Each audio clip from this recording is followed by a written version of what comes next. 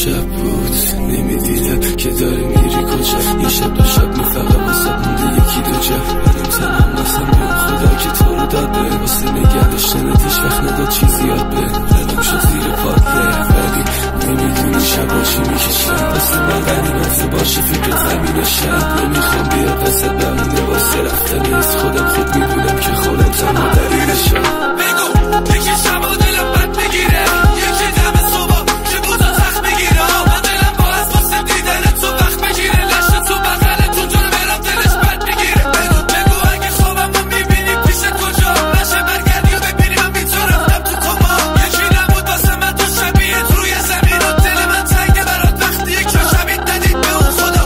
اگه بوده فقط یه شب دو شب بوده برمش دل من فردای نستیش تمون نستیش برید با میری کافر شهر خوشیلا دینه چیه نکه دین و این بودم برید به قرآن مجید ششاش قشنگ بود اون خط بالای ابروش تا صبح بیخوندم من براش تا که میرفتم از رو حالا بهش بگید عشق در اومده رفته پیرش. حالا به اون خدا نشناسن از دستی که بود بگیرش. بگید دارم احرام رفت برو بگیره. بگید دارم احرام رفت برو بگیره.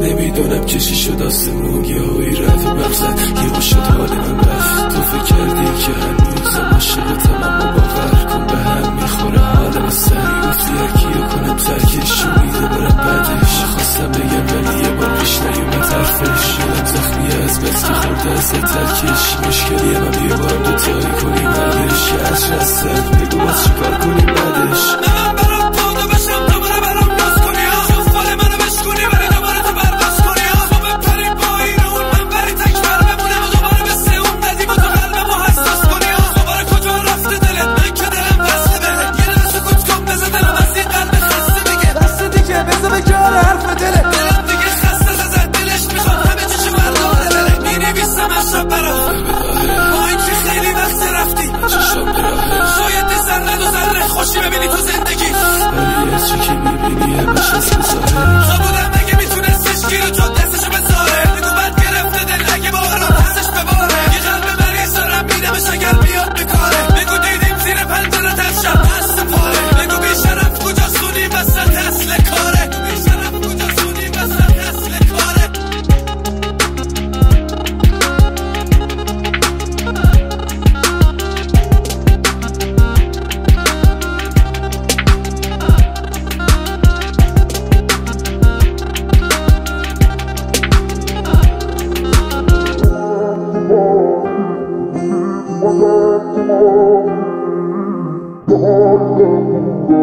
میگره